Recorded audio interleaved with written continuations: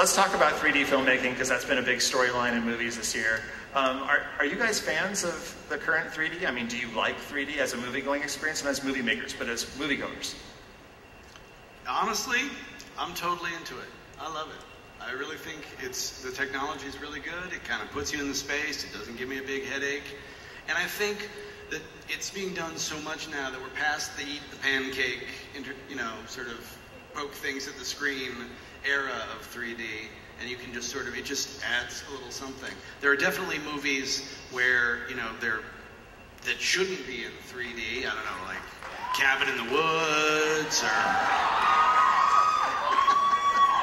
Although I was watching Once Upon a Time in the West, I was like, this might be okay in 3D. It's all about space, The thing that drives me crazy about 3D, though, is when you put the glasses on, everything just gets dim. Like, it all feels a little sort of gray and muted, and I feel like I want to see the vibrant, I want to see the movie, and I feel like you get into it. But for me, it always has that, my brain adjusts to it after a while, but it always has that those first few minutes, you're always like, oh, wow, this seems like less than, the experience, like an IMAX experience to me, which is my favorite kind of experience because it's so, immersive. But the 3D thing for me, I'm not totally on board yet, but I'm sure it's too late for me. So. I mean, as storytellers, are there any opportunities are you writing to 3D in any way in your current projects? Writing 3D? Writing to 3D with 3D in mind. Me? Yeah. No, I'm not. There's definitely no. And then the sharp thing comes right at him. The thing is, if you're making an action movie, 3D. It lends itself to that anyway. Things are going to come at the screen. Things are going to, you're going to want to get that sense of space. You're going to want to get that sense of where they are and how they're coming at each other. It's going to be that kind of experience anyway. It's going to work in 2D. The movie has to work in 2D. Most people will see it that way. So you just you'll take it into account ultimately when you're framing. But I don't think it doesn't really change the way I shoot. There are a few things. You want, a sort of a sense of, depth of field where you get, that you get with the shorter lenses, your wider lenses. I like those anyway. You don't cut as much because, it messes up the eye a little bit. I like that anyway. You want things to be coming at people, so it's exciting. I also like that. So it hasn't changed anything except it's going to make it harder to shoot. Years ago, I was in New York and I was kind of a little sick and it was late at night and I turned the TV on. I wasn't feeling very well. And I was switching the channels, and this movie came on. It was about a bunch of young adults, and they were acting really weird, and they were like, they were really scared about something, but like it kept doing these weird jump cuts, and I had no idea what they were scared of. And then they would like offer someone something. They'd be like, "Here, do you want some food?" And they put you right out, and the person would say, "Sure, thanks." And they take it. I was like, "What the hell?" And there was like they were talking about like these romantic scenes that didn't exist, and I realized it was Friday the 13th 3D with no 3D, no violence, no sex. Everything was cut out. And it was actually better. Joss, can you talk a little bit about, you mentioned Cabin in the Woods. Yeah, and can you talk a little bit about why the 3D kind of conversion came about, and when are we going to see this film? I'll answer the second question first.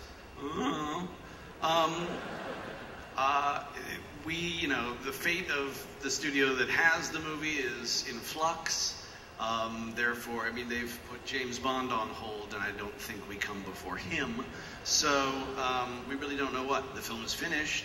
The 3D thing came because they looked at the schedule and said, oh my God, every horror movie is going to be 3D forever for the next few years, and so we should convert it now. That, by the way, may still happen.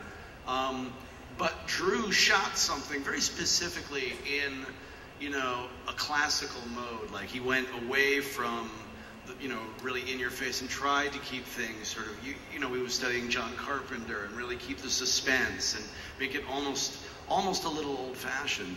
So what we're hoping to do is be the only horror movie when we come out that's not in 3D, so that we can advertise 2D.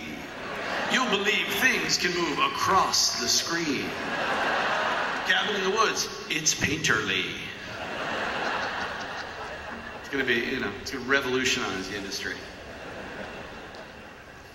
last question about 3D for you guys, which is, do you think that this is just a fad, or do you think it's kind of really changing the way we're going to see movies? It's changing the way maybe that like young kids going to the movies are what they expect from film. I mean, is it here to stay, do you think? I have no idea. You have no idea? I don't. I really don't. I mean, my guess is that it will continue. The equipment will be there. The technology will get better. It will continue. Not everything will be made in 3D, but a lot will. I have no idea. I don't think it's a fad. And I do think it is kind of extraordinarily immersive when it works. But everything is always going to be built for a zillion different platforms, and many of them are simply not going to be 3D. So it's going to be there, but it's not going to like take over completely. You know, watch that 3 years from now, my phone, you know, oh. Joss, a couple of years ago, you made a little thing called Dr. Horrible's Sing-Along Blog. And you did that for many reasons. You created it at a time when television writers were on strike. And there was a lot of talk about whether or not the internet could be sort of a viable alternative for TV writers as a mode of expression or a business model. Looking back on that now, kind of like, how do you feel about the internet opportunity, and is that like a future mode for you to do more? Well, gosh, I hope so. I definitely feel like I missed my window a little bit. After Dr. Horrible, I sort of kind of was like waiting for everybody else to show up at the party. I was like, okay, now we're going to get this all together. We're going to make a ton of internet stuff. It's going to be really interesting. Dr. Horrible made money, and it made money for me, but I was the studio, but also for the writers, the actors, all of whom were profit participants.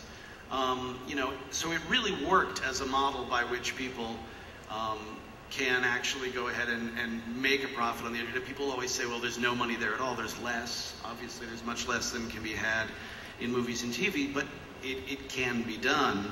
And I was proud of that model because, you know, it benefited many of the artists who worked on it. And me as a studio, it benefited more. So that was great. But then I really did think, well, people will see this and want to get in on it. But the studios, you know, their views of how it would work were extraordinarily old-fashioned. And I kind of sat on my hands. We were trying, obviously, to, you know, create, say, a sequel to Dr. Horrible. Part of the other problem was that we all had jobs. That was also my fault. You know, I was just at the cusp of sort of getting something, and I don't even know, this isn't something I've ever mentioned at all in public, but I started to work on an internet piece with Warren Ellis called Wastelanders that I was going to direct. And then Warren Ellis saw that I was doing the Avengers and said, okay, I'll just wait then. So, you know, there is a bunch of stuff that I would love to do. I think there is a way to make it work, but you have to be able, and I'm in this position, to lower your expectations and to work in a modular fashion where you don't put everything on the table at once. You just keep building where it builds and scaling back where it doesn't.